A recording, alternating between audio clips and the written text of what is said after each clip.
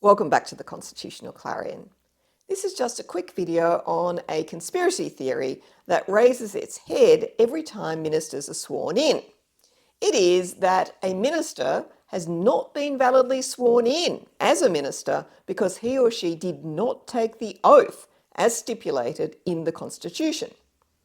A recent tweet, which has apparently been viewed at least 68,000 times, claims to show proof that Senator Katie Gallagher did not take the correct oath and is therefore, quote, invalid, unquote, along with the Digital ID Bill. Here is the supposed proof. On one side, it sets out the ministerial oath, taken as an affirmation by Senator Gallagher. On the other side, it sets out the parliamentary oath that must be taken by all senators and members before they can sit in Parliament. Now, the clue as to what's wrong with this proof is in the words that I've just used. One is a ministerial oath and one is a parliamentary oath. Now, if you remember that song long ago on Sesame Street, one of these things is not like the others. Well, yes, they are two different things. Each member of Parliament, including Senator Gallagher, swears or affirms the parliamentary oath which is set out in the schedule to the Commonwealth Constitution. Now, this is required by section 42 of the Constitution, which says, every senator and every member of the House of Representatives shall, before taking his seat, make and subscribe before the Governor-General or some person authorised by him an oath or affirmation of allegiance in the form set forth in the schedule to this Constitution. The clerks of the Houses are assiduous in ensuring that each member and senator does so, not only by making the oath orally, but also signing, which is what's meant by subscribing, the written oath or affirmation.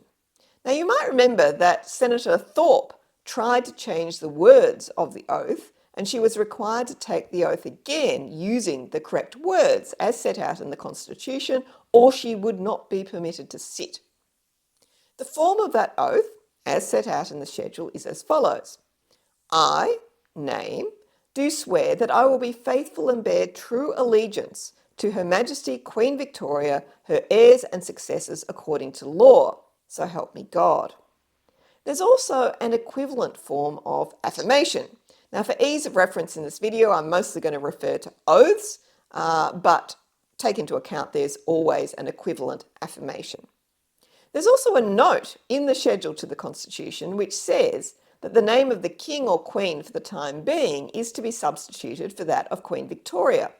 So the current oath is to King Charles III. Senator Gallagher would have subscribed that parliamentary oath along with other senators before sittings commenced after the last election. There are two other oaths, however, that are taken by ministers. The first is the Executive Council oath. Now, this is taken only once when joining the Federal Executive Council. Formally, once a person has joined the Federal Executive Council, they remain a member of it, even when they're out of government. So there's no requirement to take the oath again when a person changes ministerial office or when they return to ministerial office after a period out of government. Section 62 of the Constitution requires that persons chosen and summoned by the Governor-General to serve on the Federal Executive Council be sworn as Executive Councillors. The terms of the oath, however, are not stipulated in the Constitution. Its words are decided upon by the government and they change from time to time. The content of this oath can be traced back to oaths made in the United Kingdom by Privy Councillors, which include an oath of secrecy in relation to the deliberations of the Privy Council. The version of this oath made by the first Prime Minister, Edmund Barton, was as follows.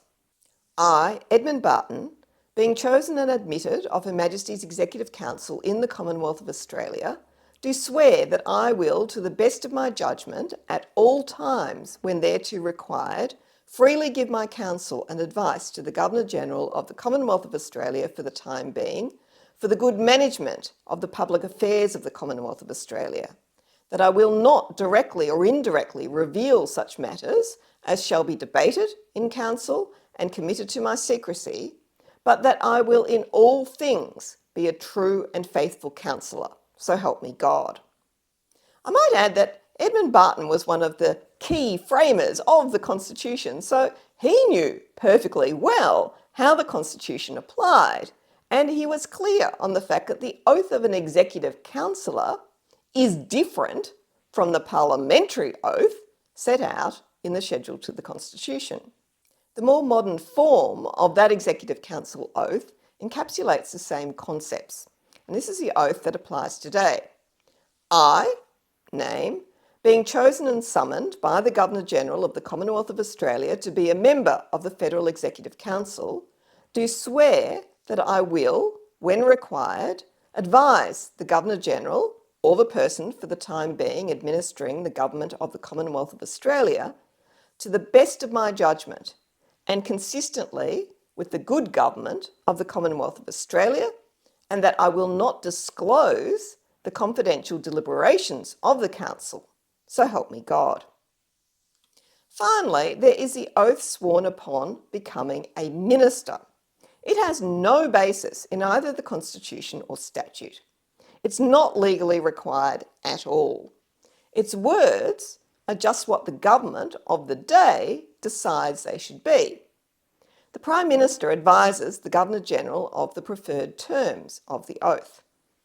The form of this oath, as first sworn in 1901 by the first Commonwealth Ministers, was, I, name, do swear that I will well and truly serve Her Majesty, Queen Victoria, in the office of Minister for whatever, so help me God. Paul Keating, when Prime Minister, changed the form of this oath to remove the reference to serving the Queen on the basis that an oath of allegiance was already sworn by every minister as part of their parliamentary oath. He also made it an oath to well and truly serve the Commonwealth of Australia in the office of Minister for whatever. John Howard changed it to well and truly serve the people of Australia and added that I will be faithful and bear true allegiance to Her Majesty Queen Elizabeth II. Under Kevin Rudd, the oath was to well and truly serve the Commonwealth of Australia, her land and her people in the office of Minister for whatever, dropping the allegiance part. Julia Gillard kept the same oath but dropped the reference to her land and her people. Tony Abbott restored the Howard oath, adding a reference to the Queen of Australia, which would no doubt enrage all those people who contend that no such office exists. Malcolm Turnbull and Scott Morrison used the same oath as Tony Abbott, including the reference to the Queen of Australia. Anthony Albanese returned to the Kevin Rudd formulation of the Commonwealth of Australia, her land and her people. Now that's the ministerial oath that was sworn or affirmed in the case of the ministers of the Albanese government. There is nothing unconstitutional, unlawful or invalid about any of these oaths.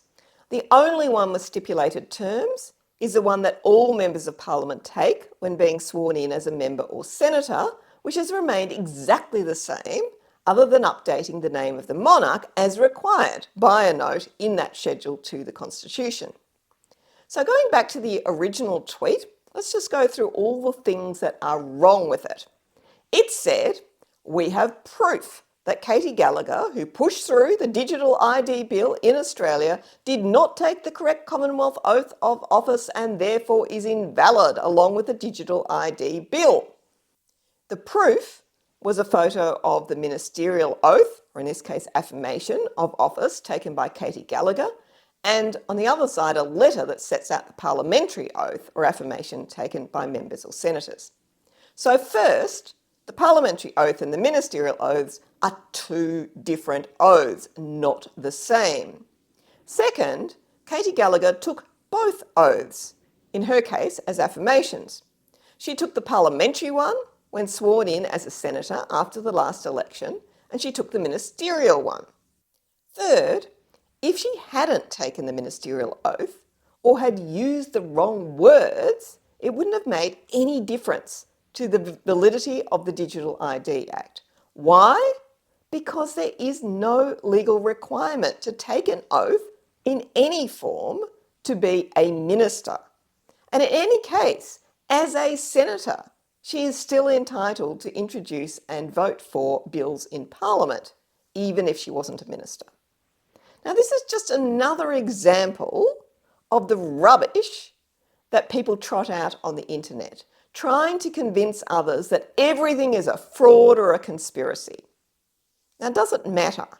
Well, it does to the extent that well-meaning, honest people actually believe it and become convinced that everyone around them is committing fraud and that the law is invalid. It undermines trust in our democratic system and respect for the rule of law, which is a very dangerous thing. Thank you for watching the Constitutional Clarion, and as always, I look forward to seeing you next time. Goodbye.